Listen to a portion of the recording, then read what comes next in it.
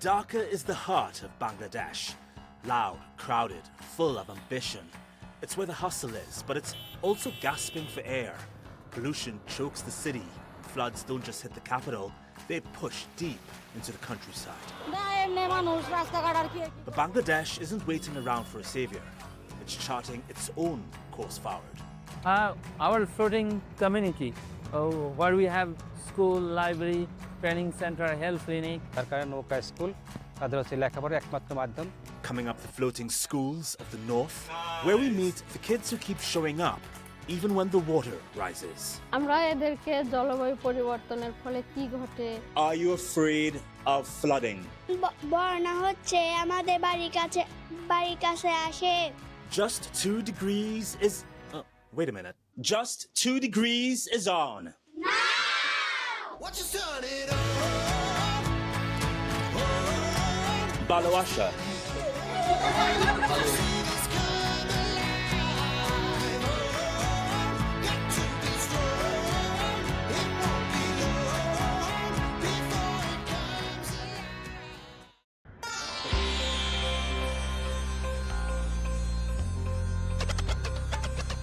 Bangladesh's capital Dhaka seems to never stop.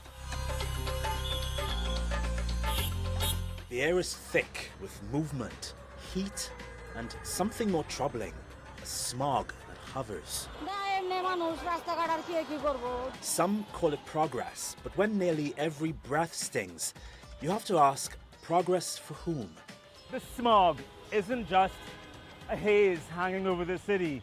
It's a health threat that millions of people breathe in every single day.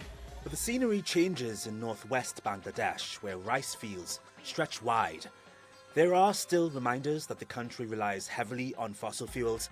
The smog is still dense here, and traffic is a challenge.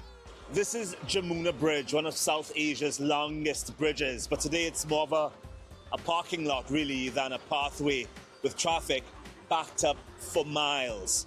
This bridge stretches nearly 5 kilometers and links northwest Bangladesh to Dhaka. But with trucks, buses, and pretty much everyone trying to get somewhere fast, it's literally today turned into a slow-moving headache.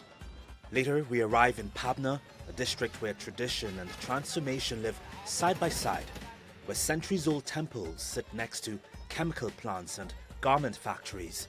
Pabna preserves heritage, but it's also a major engine of Bangladesh's economy. Growth does come with trade-offs. Farmers say their fields are harder to manage as rainfall patterns shift and floods come more frequently. Environmentalists say rapid urbanization is also putting pressure on Pabna's wetlands and waterways, and development hasn't always been planned with people in mind. Still, resilience here runs deep, whether it's in the hands that harvest rice or in the voices calling for better planning. Pabna isn't just waiting for change to happen, it's demanding a say in what happens next.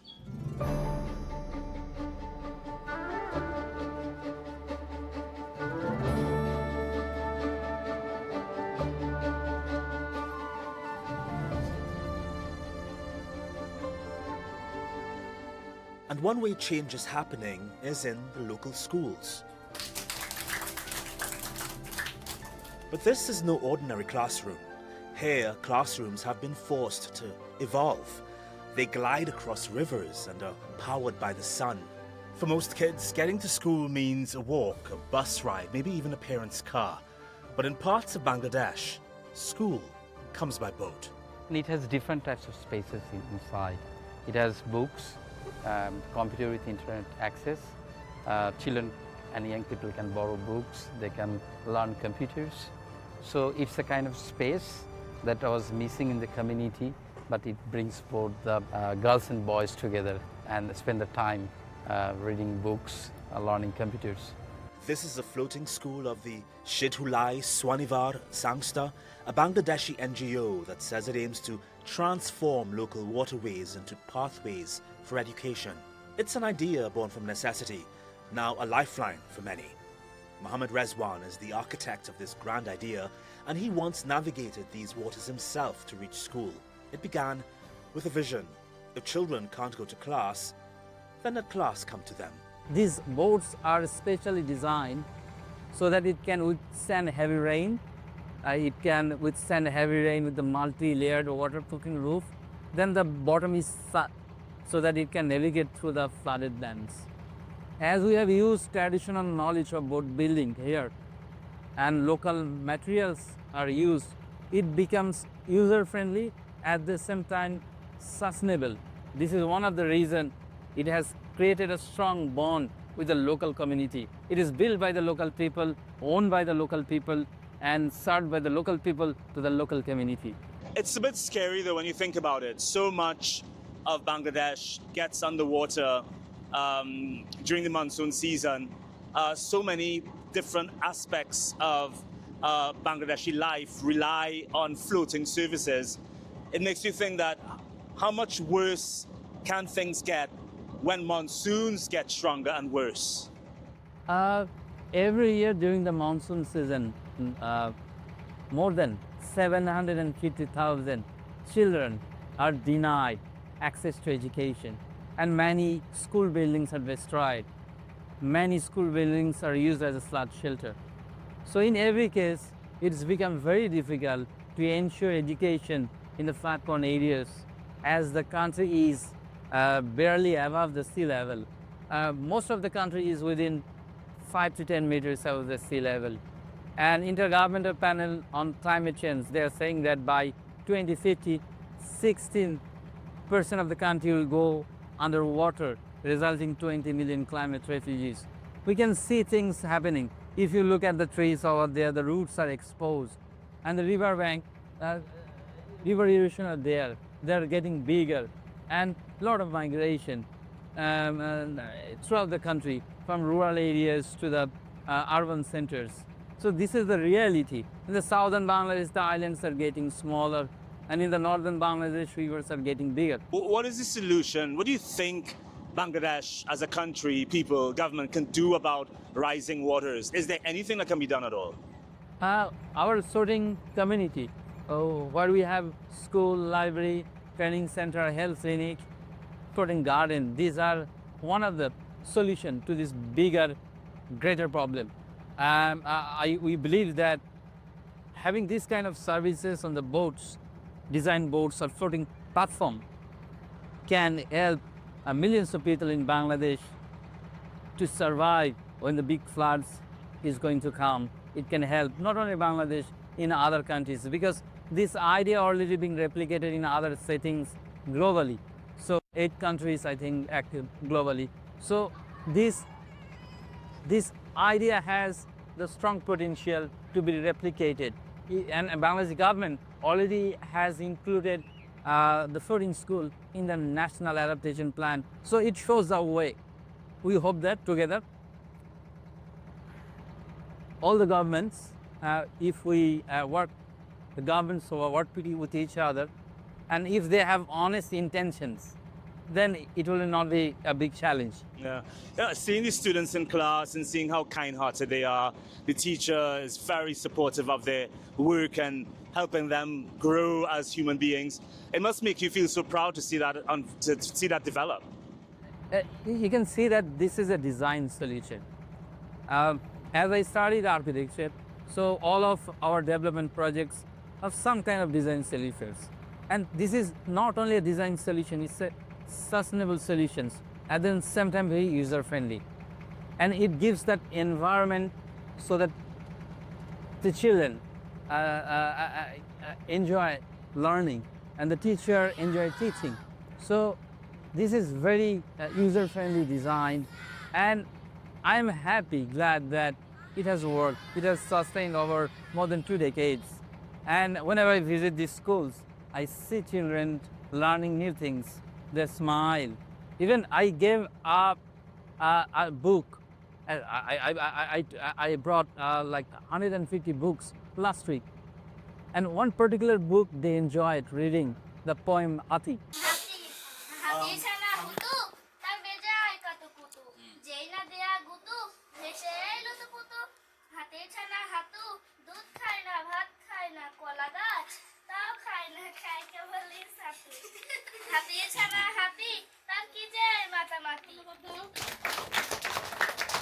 So it gives lot of joy, and a kind of a peaceful peace I have.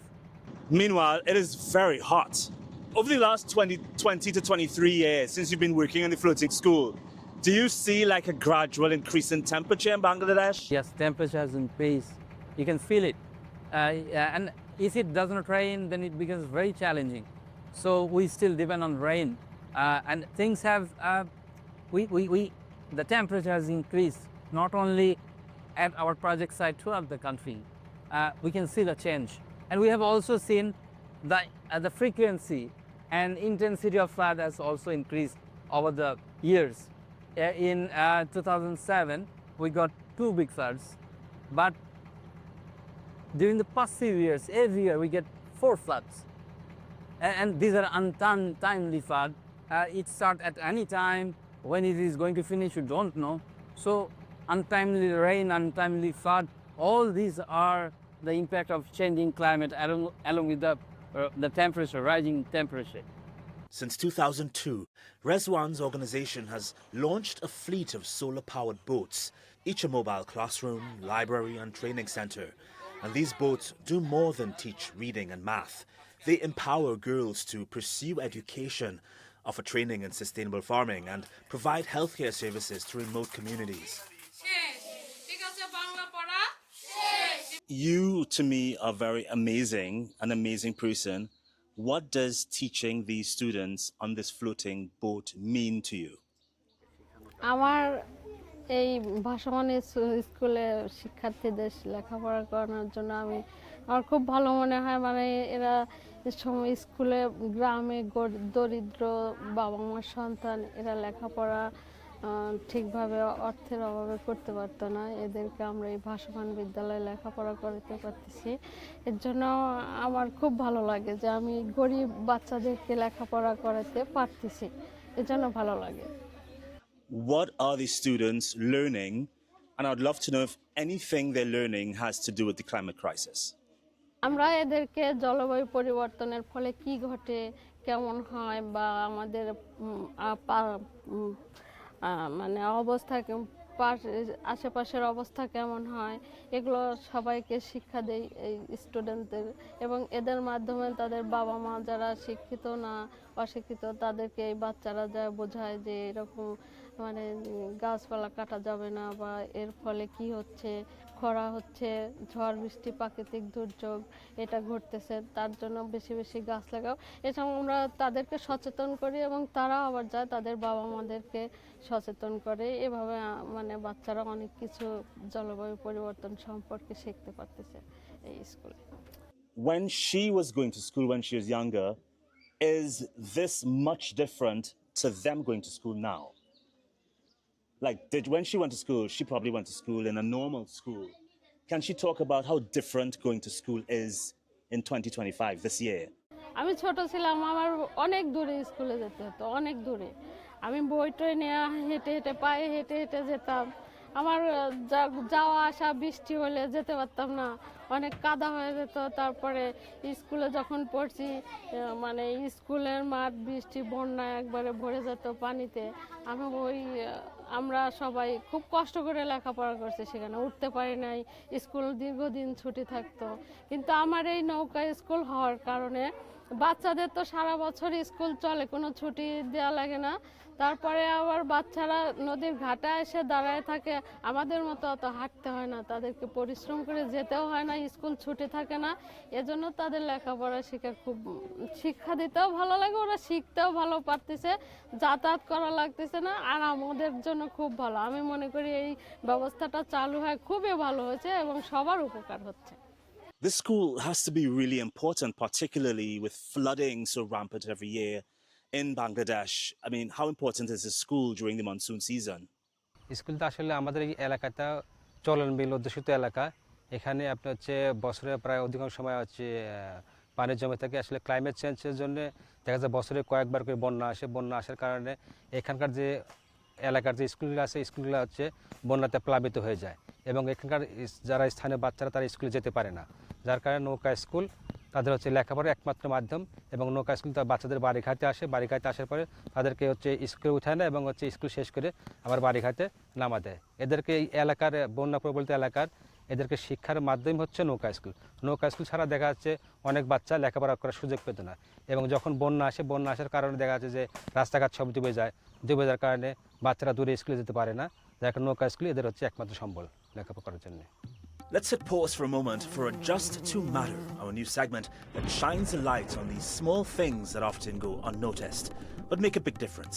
Today, the flood fighters you'd probably never heard of, like old village ponds and small water reservoirs, which act like natural sponges in flood-prone areas, soaking up excess rainwater and easing pressure downstream.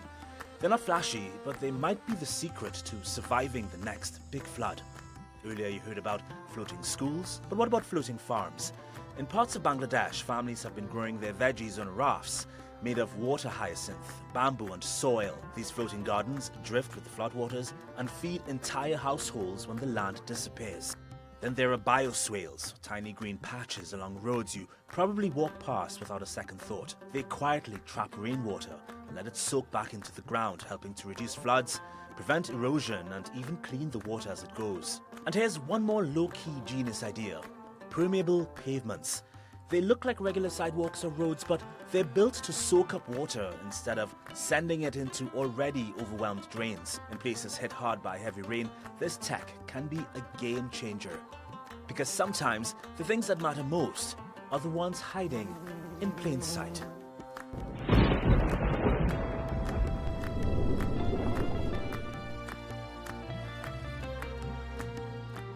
In a region where climate change threatens livelihoods and rising waters steal more than just land, these schools are beacons of resilience that carry not just the students, but dreams.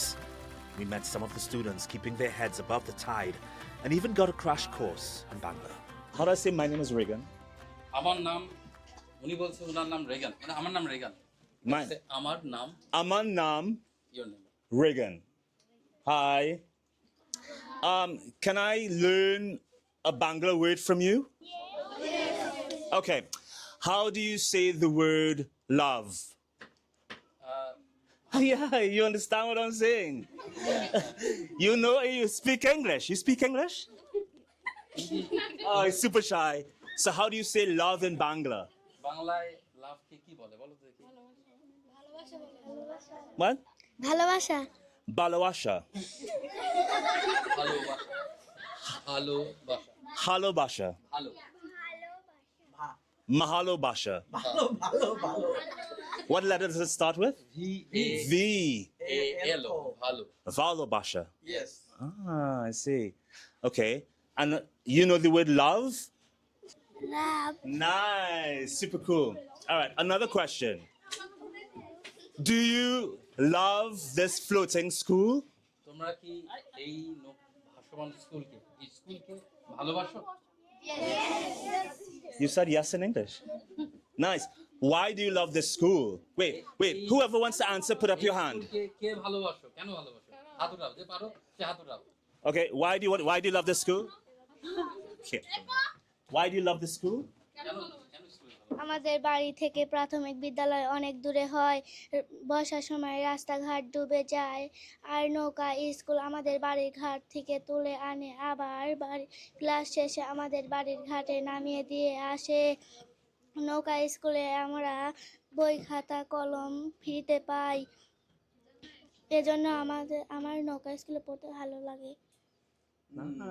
তুমি Anybody else? Why you love your school? প্রাথমিক বিদ্যালয় আমাদের বাড়ি থেকে অনেক দূরে হয়, বর্ষার সময় রাস্তাঘাট ডুবে যায়, আমাদের যেতে কষ্ট হয়।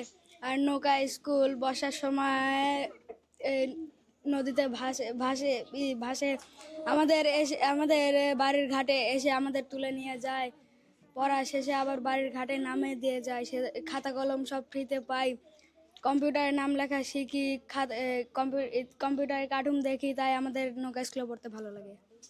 Okay. One more question. Who wants to answer the question? Are you afraid of flooding?